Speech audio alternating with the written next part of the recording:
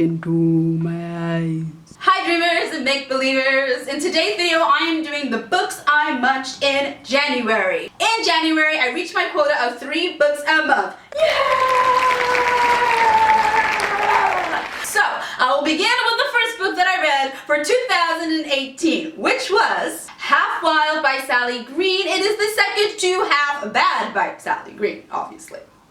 As far as I know, I believe it's a trilogy, and I think that the third and final book is called Half Lost, I think, and I must have it immediately because this one was captivating and gripping and I really enjoyed it. As I've told you, it is the story of a black witch called Nathan. It's in a world where there are black witches and white witches, and the black witches are bad and the white witches are good, but there is one kid who is Nathan, who is half black witch, half white witch, and they try to capture him to kill his father, who is the greatest black witch of all time. But yeah, he doesn't want any of this kill your dad stuff, and he just wants to be a normal kid, as normal as you can be in a world of witches. And basically Nathan ends up going on the run, and so this one starts where this one ends, and this one has an explosive ending. Like, I thought Half Bad had an explosive ending, but this one takes the cake so far, and I just cannot wait to see what happens in Half Lost, if that's what it's called, because the second book I read is one that I don't have a physical copy of. I got it on ebook, and it is Cloaked in Shadow by Benjamin of Dones.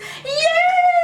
So this was Ben's debut novel, which was so exciting, and I'm so excited for him. He's already got a novella out, which is free, by the way, so you can get it and read it before or after you read Cloaked in Shadow. But anyways, Cloaked in Shadow takes place in a world that is different to ours, and it has elves and shapeshifters and elemental control. So basically it follows the lives of elves, but these elves are different races, so there are different types of elves, and they have different variations on ability, and they live in different lands. So there is this king, King Dalior, who is recruiting elves to work for him in his colony of assassins, and basically he wants certain types of elves, and these elves will be elves that can shift. Now what we follow in Cloaked in Shadow is a boy called Zachariah, who is not a shifter. However, he does possess a power, but he doesn't know what that power is or where it came from, and he doesn't know how he has it or anything like that. However, the king invites him over, assuming that he is a shifter, when he passes the test of shifters. And so Zachariah is then stuck in a tricky situation because he is then of course expected to shift and fight in this battle against the enemy that he doesn't even know, and yet he does not want to reveal his actual ability because nobody has this ability and it's very rare, and so his parents have drilled it into his mind to keep it hidden.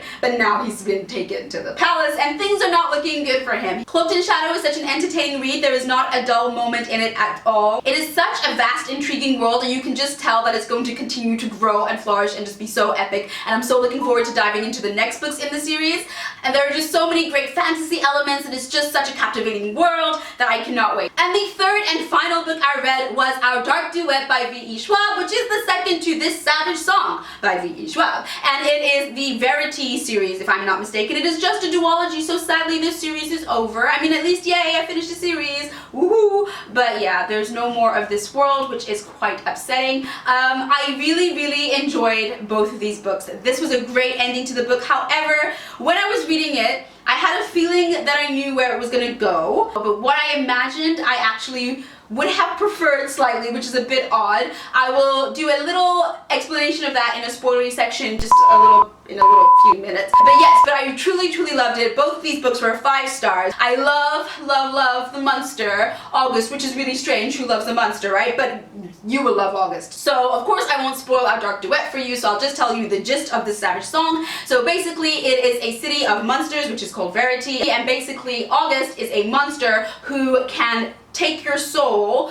through touch or through playing his violin, which I just think is awesome. And there are other monsters, Sunai, who can do that as well, but they all have their own instrument that they play. There are also other monsters, Malkai, Korsai, who we don't like, who are just plain monsters as you would imagine, the horrible ones that you dream about when you're younger, hiding under your bed. There are those, and basically there's a man called Harko who is trying to control the monsters by being a bit of a monster himself, but containing them to follow his orders. But then obviously that all falls apart, and the monsters rise up, and things just go savage. And then we get our dark duet, which is dark but brilliant. And yeah, now just a little spoilery section as we discuss the ending of this book, only because when I read it, I was like, I knew it, ah! And I felt all the angst and pain that you're supposed to, but then I was like, but why didn't this happen?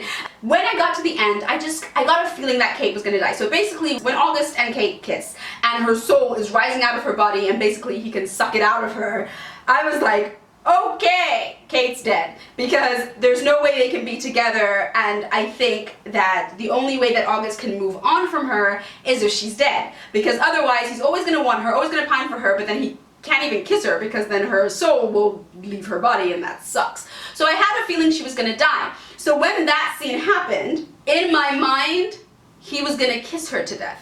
So basically what I imagined happening actually did happen. She met Alice, her monster, and Alice was beating her, and basically Alice, tore into her, and she was dying. So she was gonna get August to kill her in a way, basically take her soul, because she was dying anyway, but just so she dies in a better way. But in my mind, and I think because it was in my mind and I built it up in my mind, I was just looking forward to this moment. I mean, I wasn't looking forward to Kate dying. I was so sad that Kate died, but I just felt like I knew she was gonna die, and so I was looking forward to this moment of where she would go to August, or where August would go to her, and she'd be dying, and he'd kiss her. He'd kiss her goodbye, and then her soul would leave her body and go into his. And I was just like, oh, it's gonna be so sad, but it's gonna be so perfect.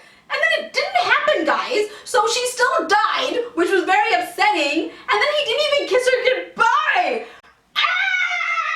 Don't you think, rather than him pressing his hand to the wound, which was very touching, and saying, I don't know if I have your soul, wouldn't it have been just so perfect if she had said, August, kiss me.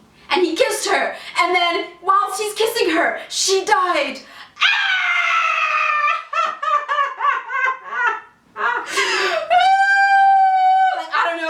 I would have sobbed so much if that had happened. So I was still upset. The moment was still there. The sadness was still there. But I really just thought that was gonna be her death. And so when that wasn't her death, I gotta say I was mildly disappointed. And those are all the books that I have read so far in 2018. I really enjoyed all of them, so I'm looking forward to my month of February, which I'm starting with The School for Good and Evil by Soman Chamani, so I will be filling you in on that at the end of this month. Have you read any of the books that I have just listed in this video, or are you going to read any of them? And if you have read them, what were your thoughts? And that is all for today. Until next time, I'll see you. Bye!